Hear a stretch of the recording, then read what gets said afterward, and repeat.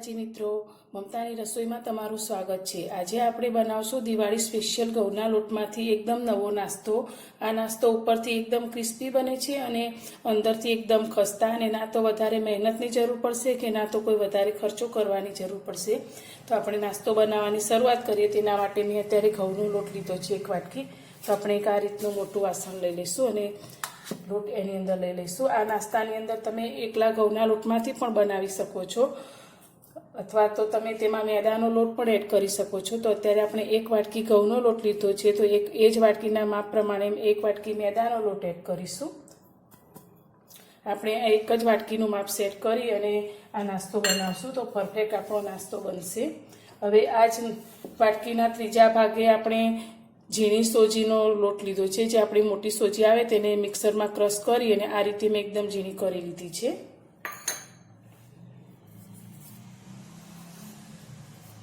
હવે જે વાટકી આપણે લોટ લીધો છે તે વાટકીના માપ પ્રમાણે 1 વાટકી મેં અત્યારે મિક્સરમાં દળી અને આ ખાંડ લીધી છે તે લોટની અંદર એડ કરી દઈશું। સોજીનો લોટ એડ કરવાથી આપણો આ નાસ્તો એકદમ ખસ્તા બનશે। હવે વધુ ટેસ્ટ આવે તેના માટે મેં અત્યારે સફેદ તલ લીધા છે, તે આપણે અંદર 3 ચમચી મોટી એડ કરીશું। આનાથી પણ આ નાસ્તાનો ટેસ્ટ એકદમ સરસ વધી જાય છે। સાથે આપણે સૂકા કોપરાનું છીણ લીધું છે, તે અંદર 3 મોટી ચમચી જેટલું એડ કરીશું। તમે આ કોપરાનું છીણ ન હોય તો તેને સ્કીપ પણ કરી શકો છો। ફ્લેવર માટે આપણે ઇલાયચીનો પાવડર લીધો છે, નાની અડધી ચમચી તે એડ કરીશું। અને 1 નાની ચમચી આપણે વરિયાળી લીધી છે, તેને આપણે હાથથી ક્રશ કરીને એડ કરીશું। આ ખાસ એડ કરવાની, આનાથી આપણો નાસ્તો એકદમ ટેસ્ટી બનશે।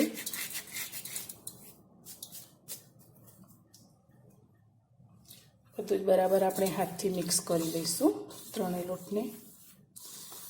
હવે મોણ માટે આપણે ઘી લઈશું। તમે ઘી અથવા તેલ બંનેમાંથી કોઈ પણ વસ્તુ લઈ શકો છો। તો ઘી આપણે વધારે એકદમ થીજી જેલું ના હોય અને એકદમ ગરમ ના હોય તેવું આ રીતનું ઘી એડ કરીશું। ઘી આપણે જે રીતે જરૂર પડશે તે રીતે, અત્યારે મેં 1 વાટકી લીધી છે નાની, જે રીતે જરૂર પડશે તે રીતે આપણે એડ કરીશું। આ રીતે બરાબર મસળી અને મિક્સ કરીશું। ઘી લેવાથી આપણો નાસ્તો એકદમ સરસ ખસ્તા બને છે। આપણે હજુ થોડુંક ઘી એડ કરીશું।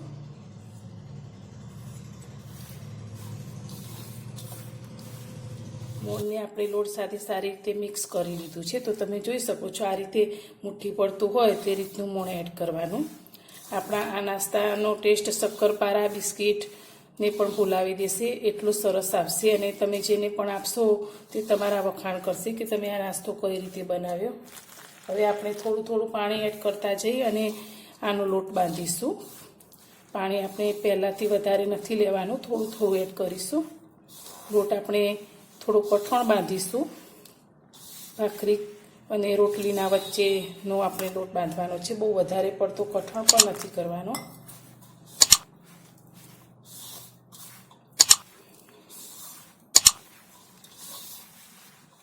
તમે આ એકલા ઘઉંના લોટમાંથી નાસ્તો બનાવશો તો પણ એકદમ સરસ ખસ્તા અને ટેસ્ટી બનશે। એકદમ સરસ રીતે આપણે આ લોટને બાંધી લીધો છે, તમે જોઈ શકો છો, બહુ એકદમ કઠણ પણ નહીં અને ઢીલો પણ નહીં। હવે આ લોટને આપણે ઢાંકી અને 10 મિનિટ માટે રેસ્ટ આપીશું, જેથી 8 મિનિટ જેવું થઈ ગયું છે અને આપણો લોટ સારી રીતે સેટ થઈ ગયો છે। તો હવે તેને આપણે પ્લેટફોર્મ ઉપર લઈ લઈશું। આ રીતે મસળી અને તેમાંથી આપણે તેને 4 ભાગમાં ડિવાઈડ કરી દઈશું, આ રીતે ચપ્પુની મદદથી।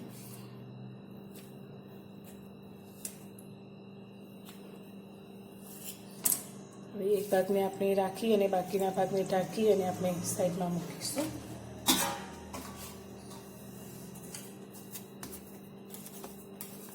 હવે આ નાસ્તાને આપણે બિલકુલ વેલણથી વણવાનું નથી, આ રીતે જ આપણે બનાવશું। આ રીતે રોલ જેવું બનાવી લઈશું પહેલાં।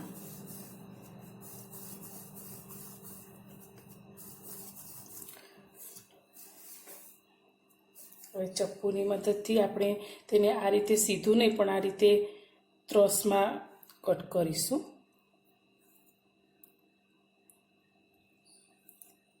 બહુ એકદમ જાડું પણ નહીં અને એકદમ પાતળું પણ નહીં, એ રીતના પીસ થાય તે રીતે આપણે કરીશું. તો તમે જોઈ શકો છો આ રીતનો આપણો પીસ તૈયાર થાય છે. તો બંને સાઈડથી આપણે આ રીતનું શેપ આપી દઈશું.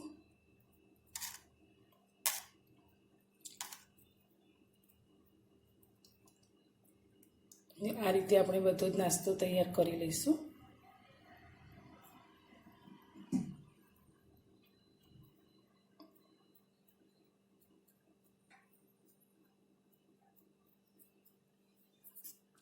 આપણે નાસ્તાનો શેપ આ રીતે આપી દીધો છે અને સાઈડમાં તેલને પણ ગરમ કરવા મૂકી દીધું છે. તો હવે આપણે નાસ્તાને તળી લઈશું. આપણું તેલ સારી રીતે ગરમ થઈ ગયું છે. તો હવે આપણે ગેસની ફ્લેમને મીડિયમ કરી દઈશું. એક વાતનું ખાસ ધ્યાન રાખવાનું કે તેલ આપણું એકદમ વધારે ગરમ ના હોય અને ઠંડુ પણ ના હોય. આપણું તેલ મીડિયમ હોય પછી જ આપણે નાસ્તાને અંદર એડ કરીશું. તો આ રીતે અંદર લઈ લઈશું.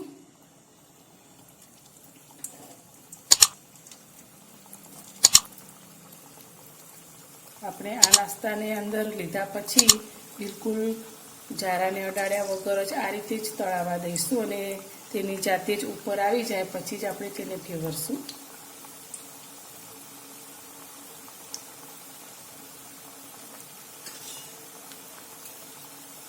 2 મિનિટ જેવું થઈ ગયું છે તળાતાને. હવે આપણે જોઈએ તો આ રીતે નાસ્તો આપણો સારી રીતે તળાવા લાગે છે. તો તેની સાઈડ એક સાઈડથી આપણે આ બાજુથી ચેન્જ કરી લઈશું જેથી બંને બાજુથી સારી રીતે તળાઈ જાય. એકદમ ગોલ્ડન બ્રાઉન થાય ત્યાં સુધી આપણે આ નાસ્તાને તળીશું. મીડિયમ ગેસ પર તળાતા 5 થી 6 મિનિટ જેવું થયું છે અને આપણો નાસ્તો તમે જોઈ શકો છો એકદમ સરસ બ્રાઉન રંગનો થઈ ગયો છે. તો હવે આપણે તેને તેલમાંથી બહાર કાઢીશું. તમે જોઈ શકો છો સરસ આપણો આ નાસ્તો તૈયાર થયો છે. તો એને એક પ્લેટમાં લઈ લઈશું.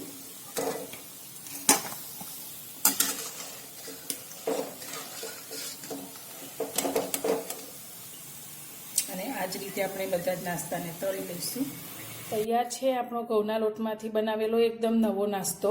આ નાસ્તો તમે આ દિવાળી પર જરૂર ટ્રાય કરજો. બધાને ખૂબ જ ભાવશે અને આને એકવાર બનાવીને તમે 2 મહિના સુધી સ્ટોર પણ કરી શકો છો. તો મારી આ નાસ્તો બનાવવાની રેસીપી તમને સારી લાગી હોય તો વિડીયોને લાઇક અને શેર જરૂરથી કરજો.